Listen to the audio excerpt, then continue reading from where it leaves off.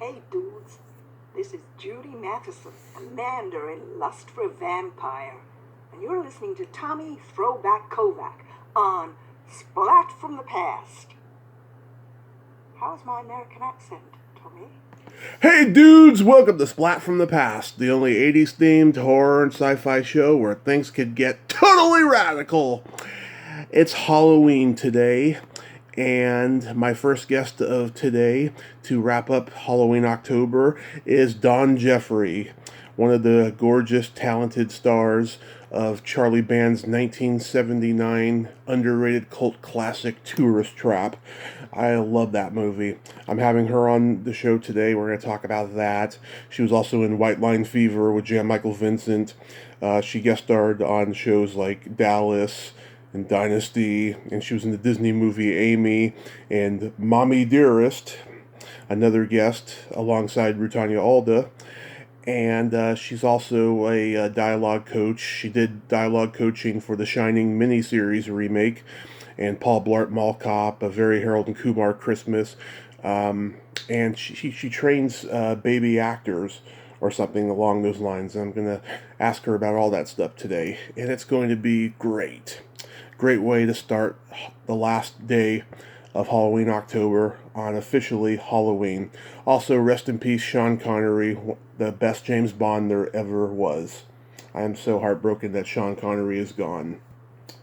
So, here is my interview with Dawn Jeffory. Hey, Dawn, welcome to the show. How are you today? I'm fine. Thank you so much. I'm delighted to be here, and just was surprised as heck when you asked me. This is such a great honor. Thank you for taking the time today. Oh my goodness, that's my total pleasure, truly, Tommy. Oh, thank you. So, going back in time, did you gravitate toward acting early on in your childhood? Well, the fact that my dad started calling me Sarah Heartburn when I was 5 tends to make me say yes. I started acting in grade school. I was in first grade. I was Mary in our Christmas pageant, and I think it just went on from there. Yeah, you'd started out with the school plays, and then did you do community theater? I did high school theater, and then I did a lot of community theater and musical theater, and just loved it. The best part about that is I am still friends with like 35 of the people that I was active in theater with through high school and college. And we kind of all found each other again, unfortunately, at a life celebration for one of our dear ones, and we've been back together ever since, so that's a real blessing. Oh, that is a blessing. That's beautiful. Are you born and raised in L.A.?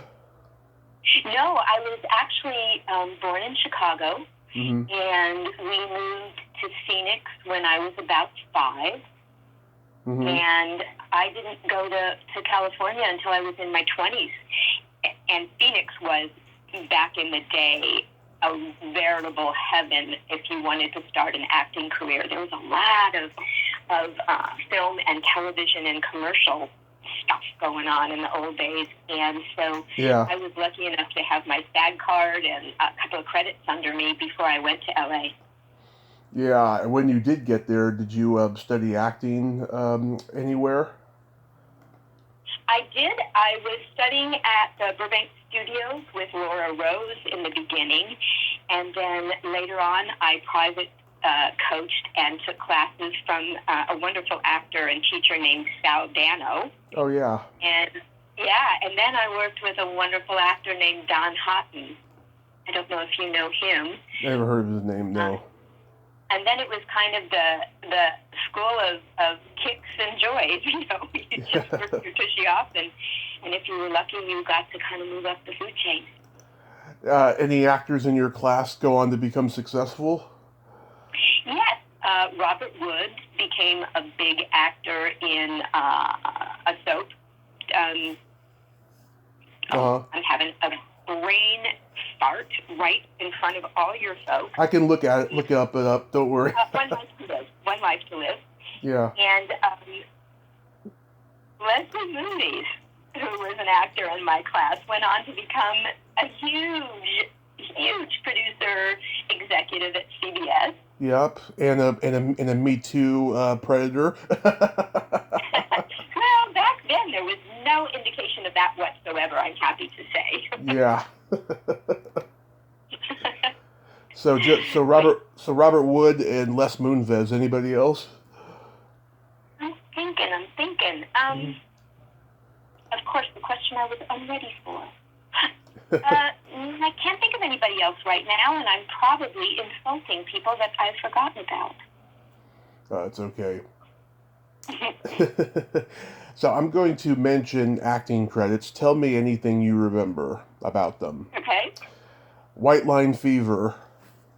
Oh, my goodness. I had such a crush on Jan Michael Vincent. It was very, very fun.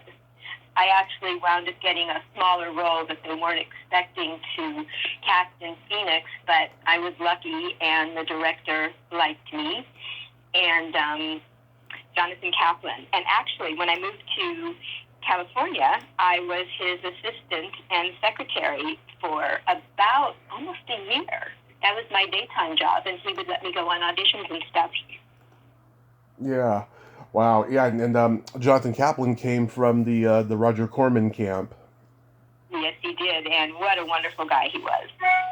I think he's still with us, and I'm sure he's still terrific. Yes. Yeah, Jan Michael Vincent was a good friend of a friend of mine who had been in Big Wednesday with him, and she went to his memorial service last year. She took a picture with Gary Busey and a couple other people, which I thought was pretty cool. Oh yeah, it was such a shame. He had a quick rise to stardom, but he had some personal tragedies in his life that were the eventual undoing. Sad to say, but he was a kind and thoughtful and funny and generous person as an actor to me. You know, that was like a big deal for me, that film, and he was very sweet to me.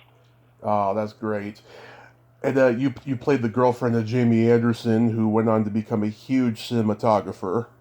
Yes, and he was a doll, too. That whole company was just great. Mm-hmm.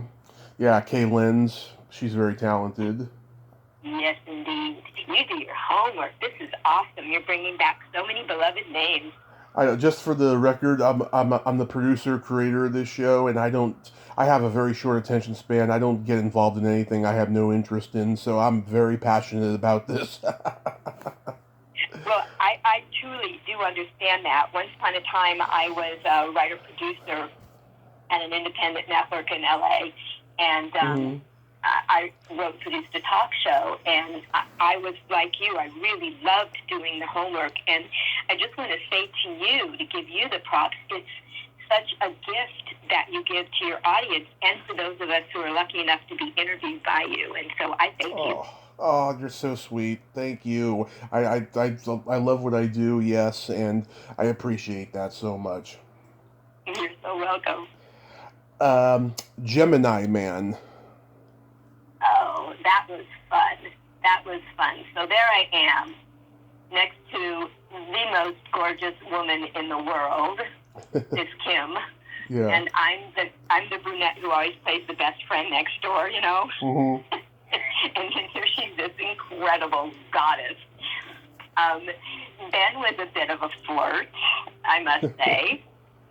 And it was very fun. That was one of those things where you were filming the pool scene in December and freezing your tush off.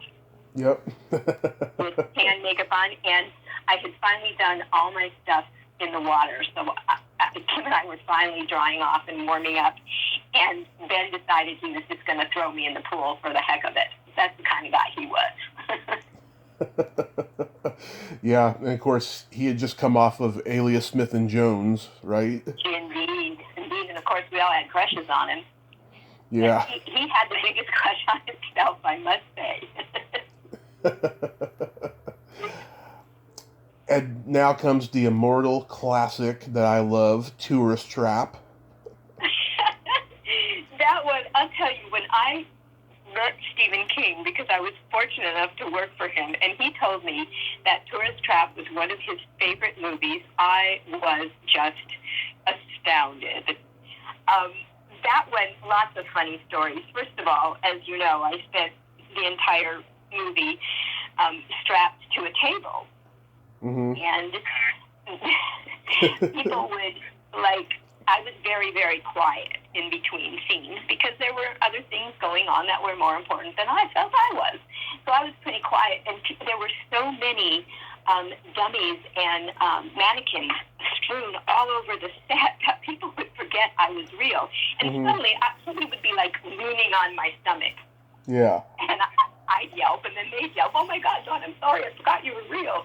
And one time, they broke for lunch, and they forgot me there. Just kept me on the table. Oh, I've heard stories like that before, yeah. And I'd be like, "Hello? Hey, you guys!" Getting the death mask made, which was just actually, the mask so that they could pour the supposed plaster on my face for my death scene, was one of the scariest things I've ever done. I love to me it's so awesome. I love it. It's become very iconic. Like a lot of people who love horror remember that image of you just with the thing around your neck. Yeah. Getting the mask done prior was pretty scary because, they put a little straw in your mouth, mm-hmm. in your two nostrils, so that you don't smother, but you feel trapped in your own self. It was very scary. But I learned an acting thing that I forever tell my clients these days.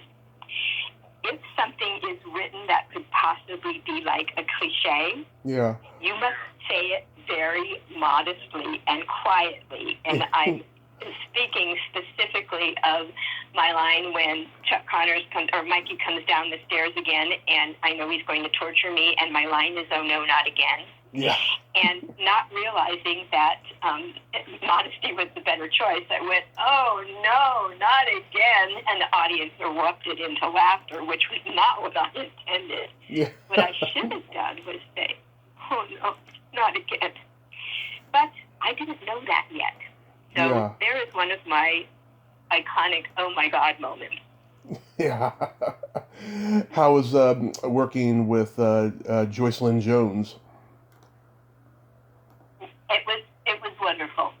Everybody was all the kids, quote unquote kids, were great. I actually had been offered a different role, and I'm not going to say which because I don't want anybody to feel bad, but I didn't want to do nudity. I knew that at that point in my life, being older but looking a little bit younger, that I could kind of get myself trapped in those kinds of roles. So I told them, "Thank you so much for the honor, but I don't want to do nudity." And so the director producer said to me, "Okay, how about this? You can play this other character who does not go in the pool nude because she dies." Yeah. I said, "Okay." Yeah, you were so gorgeous, by the way. Oh, thank you. That's so sweet. Yes. David Schmoller, who directed, I've been trying to get in touch with him the last couple of years at Halloween time and stuff. I know he just retired from being a professor, but he hasn't gotten back to me, unfortunately. And I had reached out to Jocelyn last year and this year, and I didn't hear back. I was just excited when you responded because I just love this movie. It was an iconic experience, and it always amazed me that that's something that I'm remembered in, especially because I felt like I did such a bad job in that one scene. Oh, no. You did beautifully. Beautifully. Thank you. But David and Charles were very, very kind, and they were very good to us as we did the shoot. Yeah. And it's funny, too. It's a PG movie. It's got such a creepy atmosphere with those dummies in that room and that creepy laugh. Yes. That creepy laugh came from Lady and the Tramp, allegedly. Really? I didn't even know that. Yeah, and it was used in a lot of stuff back then. Wow. That's a cool fact. Yeah. And also, too, before Chuck Connors got cast in the movie, Jack Palance and Gig Young turned it down. Yeah, Jack Palance was a good choice, too. Yeah. Chuck Connors, though, I heard he was he had a great sense of humor, and he was fun to work with. Yes, he was. He was. Even if I was trapped on a table to have to get the jokes that were going around. But yes, he was very nice. That's good. I've worked with a lot of amazing people. I was so lucky. Yeah. It's funny. It came out right in the height of that slasher craze with, all the teenagers, going on vacation and getting hacked, and this was a unique one because there's no nudity and everything was just, pure, but yet very creepy. Yes, because they did. The scene where the kids were all swimming naked, I think got cut. Mm-hmm. Because that was the one thing that I was worried about in the beginning. Yeah. So they just did keep it pure psychological, and obviously physical terror, but most of it was very psychological, and it was very creepy in the set I was in with all those mannequins around us. Mm-hmm. Then you guest starred on Dallas. Yes, I got to kiss Peter Horton. That was pretty awesome. Yeah, that was a good experience. Yes, it was very fun. What a doll. And I ran into him a couple of times in later years. One of my clients, when I became a coach, starred in the remake of Village of the Damned. Oh, I just interviewed one. No, I'm sorry. It was a movie of the week that Peter was directing. I'm getting my things crossed. But anyway, he was a really sweet guy. And Shar Tilton and I are still in touch. Oh, yeah, I would love to interview her. She's a very talented lady. Let me help you. Oh, I would love that. Thank you. I would be happy to do that. I will get her in touch with you, sweetie. Oh, thank you. Yeah, I just interviewed one of the original little girls from Village of the Damned yesterday. Oh, my goodness. She was like the only one I could track down, yeah. She told me that there's a cut of the movie where the lights are not coming out of their eyes. Really? Yeah, because the director wanted kids with dilated pupils. That could be already terrifying, but MGM in America didn't think the movie was scary enough, so that's why the lights were added later. I'll be darned. Mm-hmm. Yeah, it's crazy how that works out. Wow. And then you did Dynasty. Yes, that was so much fun. I got to work several times for David Jacobs. When I was pretty new in Hollywood, Mm-hmm. I was up for a series. Oh my gosh, and I'm just having another brain fart, and I forgot the name of it. And I screen tested for it. And it came down to myself and one other person, and David, bless his heart, wanted me. The network wanted the other actress. Mm-hmm. And so the other actress got the series. She was wonderful. And David continually brought me in for things that he did. And there are some people in Hollywood who are so remarkably loyal. And it's what makes all the fall downs and the skin knees of your heart and soul feel better, because there are those people there. Yeah. And then you did the Disney movie Amy. Yes, I was a tech advisor on that film, an assistant tech advisor. And I was kind of helping out along with a teacher whose name was Todd Rutherford, who I had been a guest drama teacher at his school, working with the deaf community there.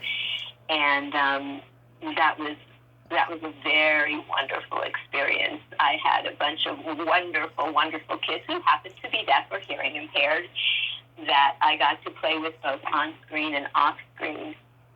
And Jenny Agutter, I idolized her, so it was wonderful to meet her. Oh, I had such a crush on her as a kid.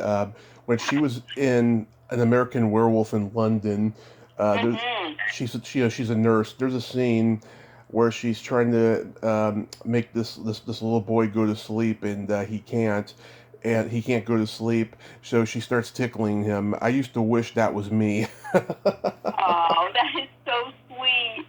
Yeah. I still do. And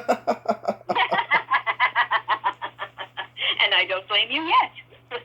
Yeah. Yeah, that was one of Disney's bombs during their period before Katzenberg and Eisner, when they were having trouble getting box office hits. Yes, it was. It was, but I was honored to be part of it, because I just, later on, soon after, I became an advocate for hiring actors who did happen to be deaf for deaf roles, or at least working damn hard, I hope I can say that word, Of course, to find the right actor who happened to be deaf. And if they absolutely couldn't, well then. So I worked in an organization called the Media Access Office, where we were advocates for those actors who happened to have disabilities. Mm-hmm. And can I tell you a really funny story about Jerry Jewell? I love Jerry. I've interviewed her. She's the best. Yeah. So I was, they asked me to be a tech advisor for some auditions for Chips. There was a guest star of a hearing impaired actress that becomes a love interest for the lead.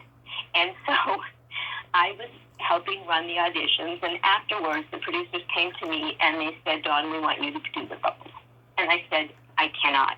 I want to so badly. I would love to. Yeah. I can't. And they said, Dawn, we're casting all the other roles deaf, but we have not found an actress who happens to be deaf for this particular role. Mm-hmm. And if you don't take it, somebody else will. So I went ahead and took it. Well, Jerry, as you know, and I worked with all deaf actors, and it was really a good episode, and I was able to tell them some really important things about the community, as were the interpreters who were on the set. Yeah. But years later, Jerry and I became close friends, and she's a bit hearing impaired. Yeah. And many years ago, I had some kind of anomaly situation in my left ear, which left me a little bit hearing impaired in my left ear. And when Jerry found out, she said, "Serves you right for playing that deaf girl on Chips." Oh, she's going to be very happy I talked to you then. And I just said, Jerry, I love you so much. I don't think I ever laughed harder in my life. So I'm sorry I pulled you off track. No, it's okay. Now we get to the notorious Mommie Dearest. Oh, Mommie Dearest. That was so much fun. And Alan Parker, the director, was Frank so Perry. amazing. I have that right, don't I? Frank Perry. Perry, excuse me, yes. It's okay. And I got to meet Miss Dunaway, who was very kind, though a bit distracted. The day that she worked, that I also worked, she had to come in at full bore, screaming at the head of the school. So I was very respectful. I kind of acknowledged her with my eyes, put my hand on my heart, and just kind of bowed a little bit, and she smiled. Yeah. I ad-libbed a line in rehearsal that cracked up the crew, and so I got to keep the line, which is when Diana Scarwood is kind of hitting her little boyfriend up and going, "Yes, stop it." Oh, she just went, "Stop it, stop it," and I just went, "Yeah, stop it." And the crew laughed, and the director said, "Dawn, put that in." So that was very fun. The horse knew that I was not a good horseback rider, unfortunately. Mm-hmm. And so the scene where the horses are going back to the barn happened to be filmed just at feeding time for the horses. So my horse kept trying to scrape me off on the tree on the way in so he could get in faster. So that was challenging. Yeah. Did you work with Britannia Alda? No. She's the housekeeper. Yeah, no, I didn't. I only worked in the school for girls. Yeah, she... therefore, didn't work the same days. She wrote an entire chapter about the movie in her memoir. She did not have a good time working with Faye Dunaway. She said that she was very cruel and mean to her and just everybody in general on the set. And but she said that she learned a lot about acting that she didn't even know existed, and they're the same age, you know. And Right. she said that she learned a lot from her, even though she didn't have a good time with her. I can understand that. You know, Miss Dunaway suffered no fools, and you didn't even have to be a fool to get graded as one. Yeah. You know, you have the experience with an actor that you give to them.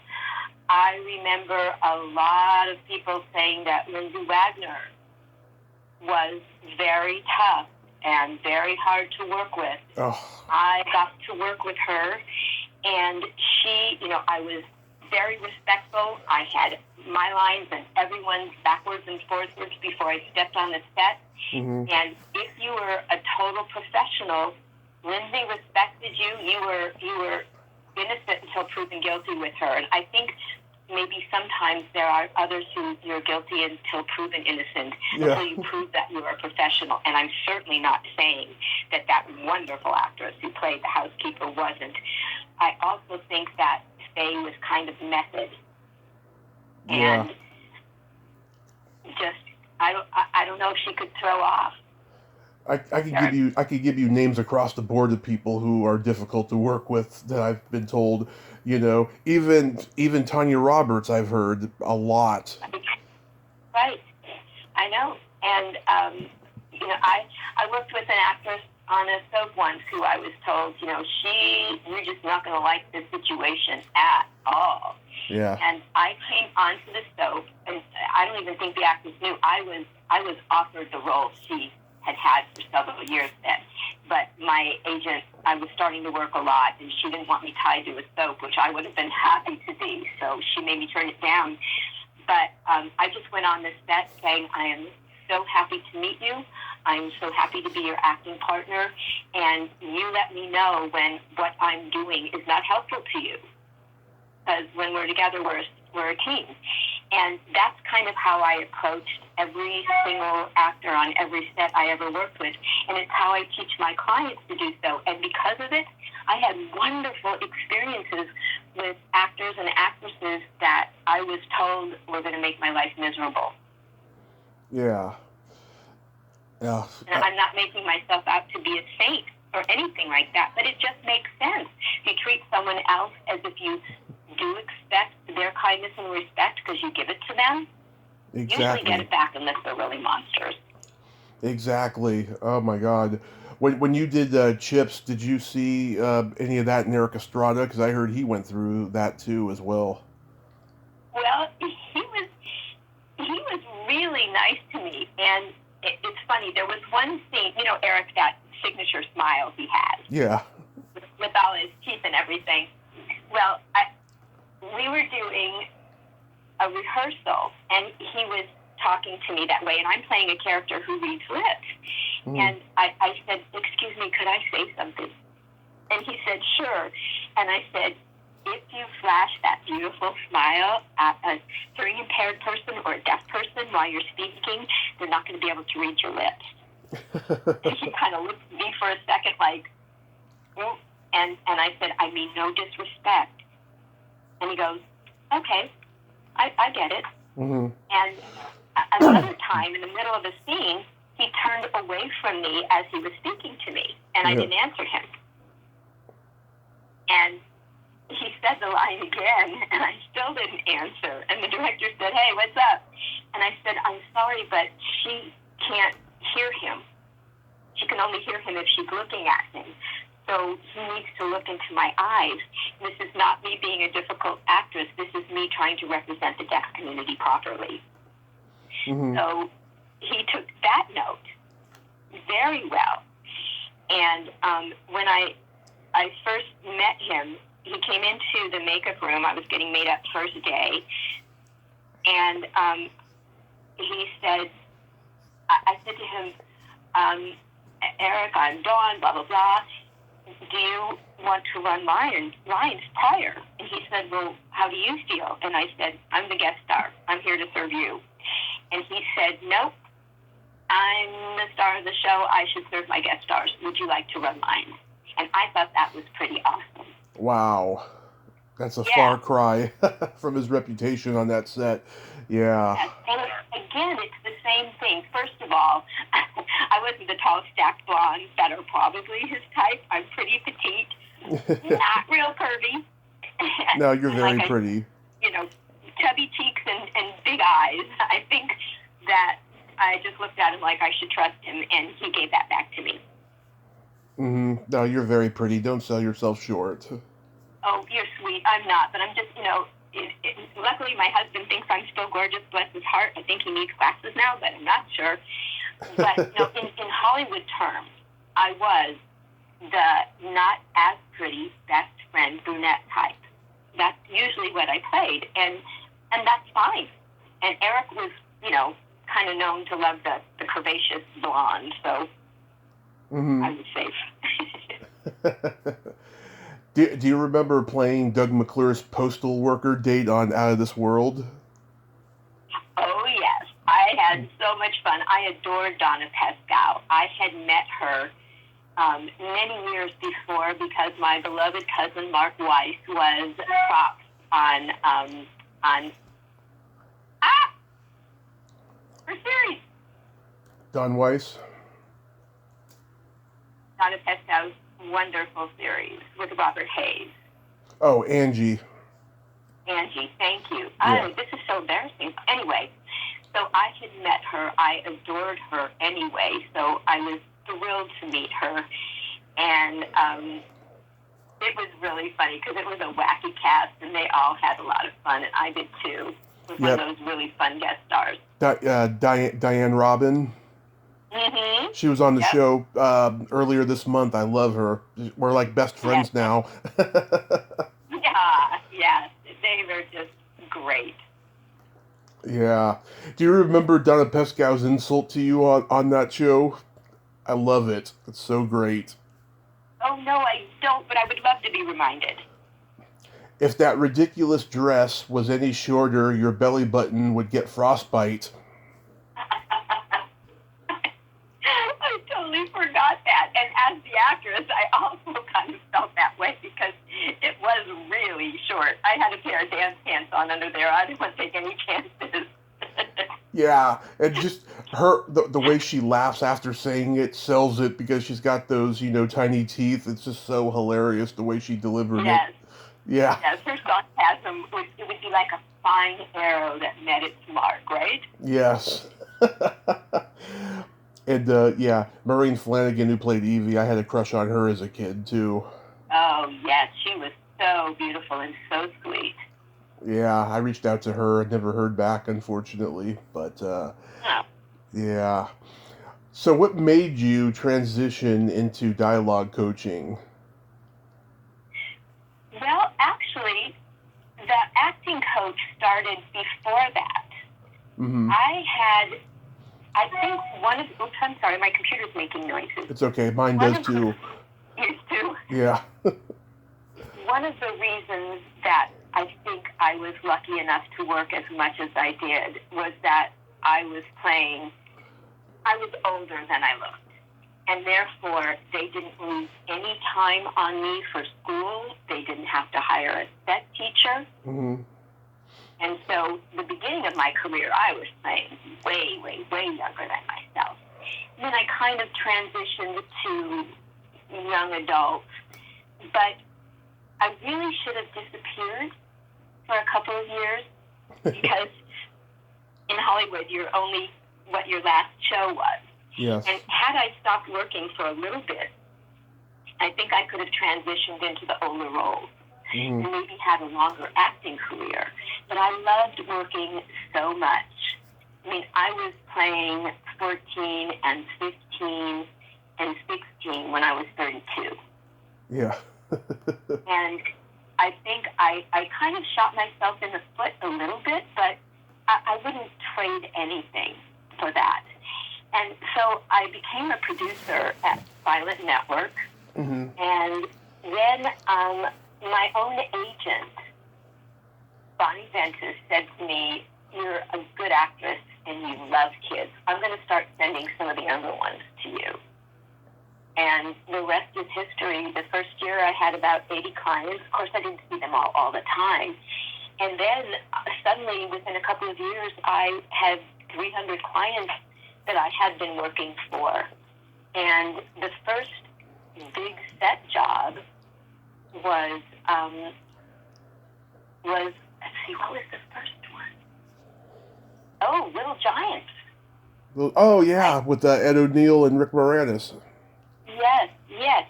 Steven Spielberg had about 7 kids, boys, that he really liked from all over the United States that he wanted to be able to put in the film, but they just weren't cutting it. And very fortunately for me, his casting directors said, we have an idea. So they hired me to coach these, I think it was about 7 boys, for about 3 weeks before they went back for Steven. Mm-hmm. And happily, he was able to cast them all. And so Steven said, who was with them? Who did this? And they told him. I got interviewed, and I was brought on as set coach. And that was the beginning of that wonderful aspect of my career. And then Dwayne Dunham requested me after the pilot for Seventh Heaven. This was a couple of years in between now. Yeah. When he did that, and I came on for, quote unquote, a couple of episodes, and they asked me to stay for 7 years. So that's a little bit of that loyalty coming in again. Yeah. Rick Moranis and Ed O'Neill were both replacements for Gary Busey and Randy Quaid. I didn't even know that.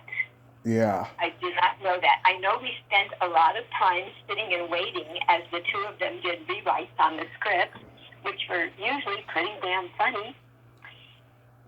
Mm-hmm. And it was supposed to be 6 weeks of work, but it turned into almost 3 months, I think. Yeah. But it was so much fun, and I loved working with those kids. They're like my kids. Mm-hmm. All my clients become my kids. And so, that was the kind of beginning of it all. Sometimes I would wind up being hired as acting / dialogue coach for the kids. So it was my job to make sure they were acting camera ready, both in terms of their character and their dialogue. And a lot of times what would happen is I would be acting coach to the kids and then dialogue coach for the entire cast. So that meant I was on call to run lines with everybody every morning. And if they didn't want to, the adults didn't want to every morning, but wanted to call on me when they needed me, that's what they did. You have any stories about the Shining miniseries remake? Oh, that was the culmination of so many, many wishes on my bucket list. First of all, my mom was a Stephen King fanatic, so I started reading him when I was very young, mm-hmm. and read everything. The director, Mick Garris, was a friend of mine, as still is, and is his wife, Cynthia. And they had a young boy that they really liked. Mm-hmm. He went to a coach, and I don't know who the coach was, and it's none of my business. And the child's, his performance just went sideways. Yeah. So sweet Cynthia suggested to Mick, why don't you get Donnie to coach him for his callback? I did so. He got the role, and Mick fought for me and got me on set. I got to meet the idol of my life, Stephen King. Yeah. I got to work for one of the dearest men and most amazing directors, Mick Garris. Yeah. I got to work with Cynthia because she was in the show as well. It was amazing. We spent about 2.5 months in Colorado. I made so many friends. Cortland Meade was my little guy, and he was truly amazing. The remake was so much truer to the script.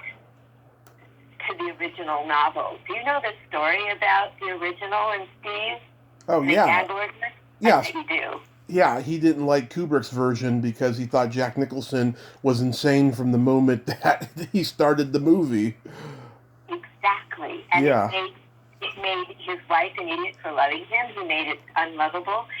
In order for Steven to get the rights back to do the miniseries, he had to promise never again to speak out loud to any media about how he felt about the original. Yeah. But none of us took that vow. Yeah. So all of us involved with it will happily tell everybody and anybody that he was so thrilled with the miniseries because it was true to his book. I love the movie, though. I tried to get the twins on and Danny Lloyd, and never heard back from any of them and stuff. Oh, yeah. And Mick... You know, the twins... Oh, go ahead. I'm sorry. I was going to say, Mick Garris is like one of like 10 people who are prominent in the horror industry who refuse to do my podcast. Oh, I'm sorry. No, I'm bitter about it, so I just had to remark it. But go ahead. But that surprises me. It really does. Oh, there's quite a few people for whatever reason. You know, I just hate the social media numbers thing. I think it's so superficial and dumb. I agree, but you know, also sometimes you can have a bad experience from someone whose real goal isn't to build you up or represent you as you truly are. And I think that sometimes, you know, I had just a few where, for example, another guest on a podcast I did, the host kind of funny second man situation started kind of trying to get at me, and the host quickly stopped that and actually turned off his mic, which was wonderful of him to do for me. But I wonder if Mick had just had some bad experiences and he just didn't want to take a chance. No, I don't know. He does. No idea. He does podcast. Him and all these people who have turned me down, they do podcasts every week. And Mick has his own, by the way. Yes, I do know that. I do know he has his own. Yeah. It's just a social media numbers thing, I think. And, you know, I have to tell people now that I don't monetize my podcast. I'm not out to exploit anybody. And that's actually worked to my benefit now, you know. And plus, you know, everyone's... in Hollywood, everyone's got to be a member of a club to like do things with people, which I also think is stupid too. And that's one thing that needs to go away in Hollywood. The club, you know, the fraternity. Yeah. I just think it's so evil. Yeah. I'm sorry to hear that because my experiences with him, of course, have always been wondrous. And I'm sorry, sweetheart, that yours haven't. Yeah, it's okay. It's okay. I'm just you know, talking to fill time here. Yes. You also worked on Paul Blart's hilarious movie. Wasn't that funny? I didn't see the second one, but I loved the first one, yeah. And A Very Harold and Kumar Christmas, I saw that in the theater. Oh, you know, sometimes I joke that I'm going to go straight to hell for a few things that I've had to do with little kids. For example, my 3 little triplets on Paul Blart, you know, there were several things where they are drug affected, and there was no way I was going to tell them what was really going on. So I spoke with their parents, for example, to say, okay, here's how I plan to do this, that, and the other thing. So for the part where they were rubbing their gums, I said, let's make the number 1, and then let's pretend we're brushing our teeth. Yeah. They were 2.5, I think they were 2.5, almost 3. So we played brush our teeth, and that was the gums thing. Mm-hmm. And then in the car, when they were loaded, because there was so much pot smoke in the car, I was in the back seat first, and I said, let's play a game. I could say, we're going to imitate Donnie. So I would say stuff like, whoa. And I go, I'm so hungry. Whoa. And I would do little things like that. Mm-hmm. And one day, you know, and we were using powdered sugar for the cocaine. Yeah. And I think the worst thing I ever said on set was when I said, Pop, darling, will you bring me in the cocaine for the babies? Worst thing I ever said on the set. So I loved those triplets. I'm still in touch with their parents. They are, oh my God, I hate to say, I think they're like, when was that? Are they like 10 years old now or 11? Mm. I don't know. They're just beautiful girls, the three of them. And the baby wrangling thing, am I about out of my time, or should I tell you how I became a baby wrangler real quick? Oh, no, go right ahead. Well, God bless her soul, there was an amazing casting director named Sheila Manning in Hollywood for many, many, many years. And when I was still acting, I used to audition for commercials at her place all the time. Sometimes I would be very lucky and I would book. And she usually had 3 or 4 audition rooms going at once. And if she was also doing baby auditions, without fail, when she would come to get me for my commercial audition, I would be on the floor playing with the babies. Mm-hmm. Or I would be telling the mamas, you know what you should do when you go in there, blah, blah, blah. So one day, about, 2 days after I'd had a commercial audition, she called me directly, which casting directors never do. Mm-hmm. And my first reaction was, what did I do wrong? Who did I make angry? And she said, nobody. She said, I have a pamper shoot between casting and shooting. It's 8 days. Go get yourself some toys. You're a baby wrangler. Yeah. And I said, okay. So she created for me, got me my first huge job in a job line that is murder to get into. Yeah. Because to be a good baby wrangler, and whether I am or not is subjective, I've been very lucky, but to be a good one, you not only have to know how to keep children happy, how to get them to quote-unquote act as infants, but you also have to know things that the director knows, that the director of photography knows. You have to know where to stand to pull the baby's look. You have to know where not to stand so that you don't wind up in the shot. Yeah. All those kinds of things are so important. Now, over the years, I've had people say, well, I have kids. I'd be a great baby wrangler. Or, I'm a teacher. I would be a great baby wrangler. Or, I work with kindergarten kids. Well, they have some of what's necessary, but there's a whole lot of other stuff you have to know. But Sheila Manning handed me an amazing career, and so many babies that are now grown up or toddlers in my life, mm-hmm. that I get all verklempt just thinking about all these precious babies in my life, like the ones from Lemony Snicket. Yeah. They'll be in my heart forever. I spent 7 months with them. Oh. I watched them go from little, just barely standing up, walking around to talking and saying "duh" instead of "Donnie." Mm-hmm. It also should be noted too. Your husband is Sean Nilsson, who yes. I remember from Piranha and Gremlins 2. He's got those tomatoes that bounce off the wall.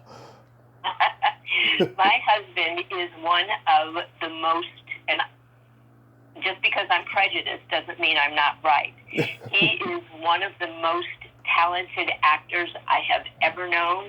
He is an extraordinary acting coach. Mm-hmm. He is a creme de la creme. He has clients that would make your eyes cross. I'm so proud of him.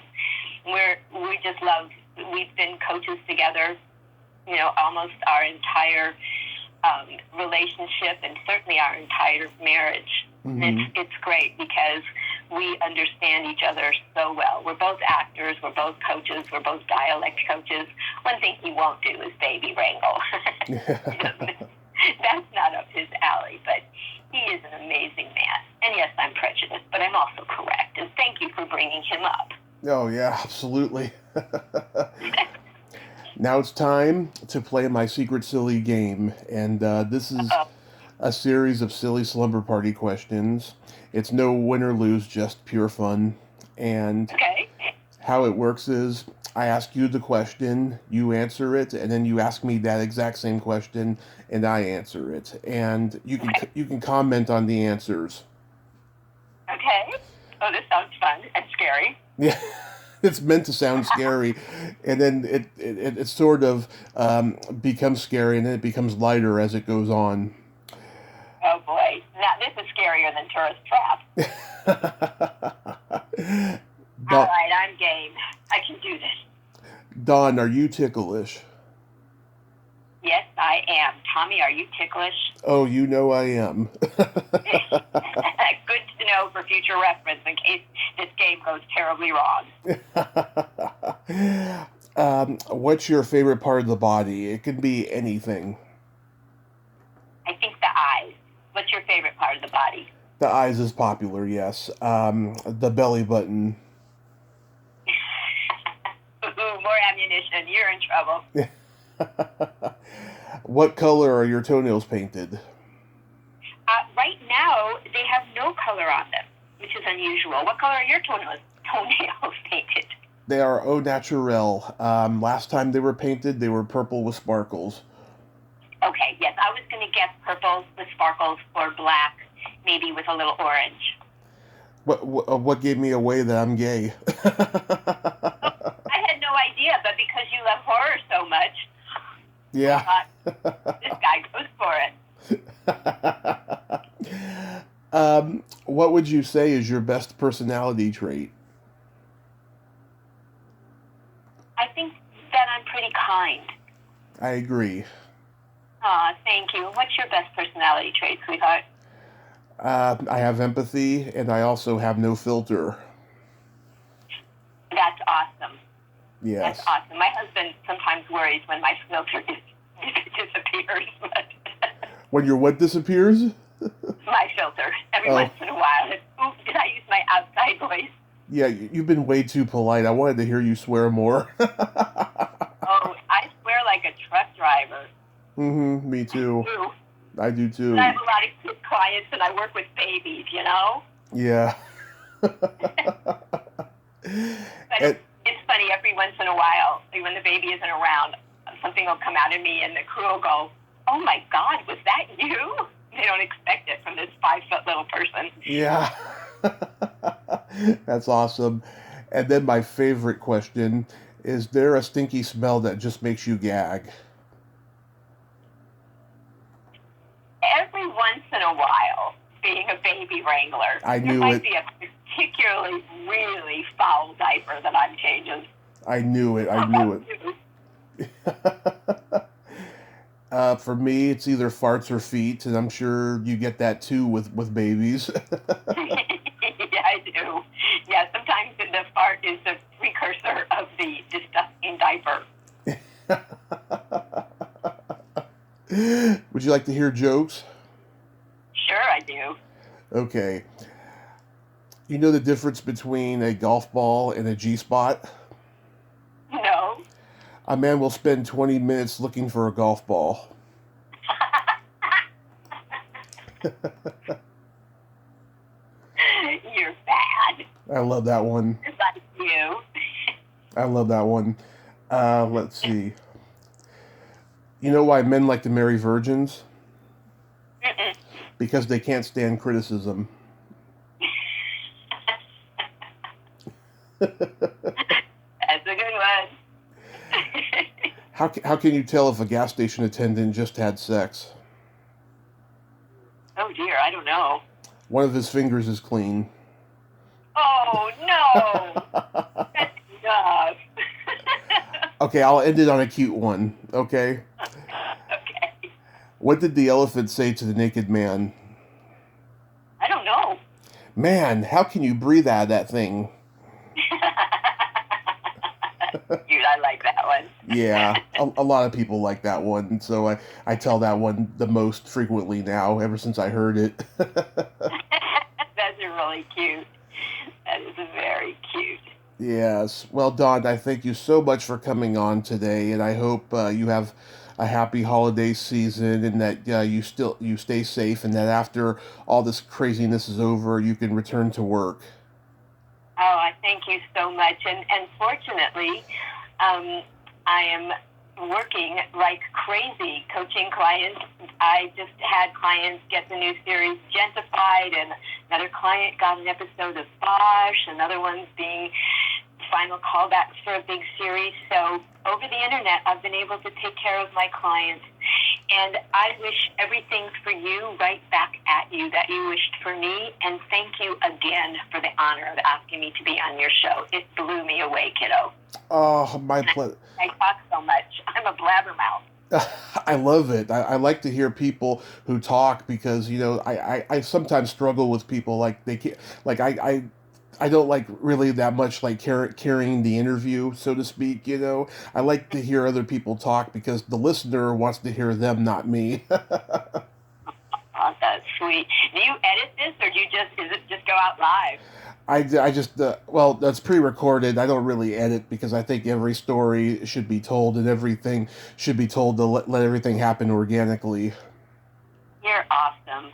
You are so awesome. And I'm going to right now contact Charlene and ask her if she would, I'll give her your information and ask her if she might get in touch with you and tell her how positive you are and how uplifting. Oh, you're not going to get somebody because that's what they fear. Oh, I appreciate that so much. Yes, give her my email, and I will. And I friend requested you on Facebook. Excellent. Okay. Excellent. Happy. And, go ahead. I'm hoping I can. I don't think it'll take much to talk Char into it. You know, she was so good to me. Here she was, this beautiful blonde star of the show. Yeah. And I'm this person, and she couldn't have been kinder. She had hair and makeup looking out for me, and she was just amazing. Oh, wonderful. Well, happy Halloween, and have yourself a great day. You too, sweetheart. Thank you. And feel free to get in touch with me anytime. Just email me. Let me know how you are. Okay, I will. All right. Bye, Okay. Tommy. Bye-bye, Dawn. Well, there you have it. Dawn Jeffory. Ain't she a sweetheart? Oh, what a wonderful, kind lady. And if you haven't seen Tourist Trap, see it. She is so gorgeous and so talented. And she's also a talented baby wrangler. Well, until next time, this is Tommy Throwback Kovac saying there's no shame in living in the past because the present sucks. Later, dudes.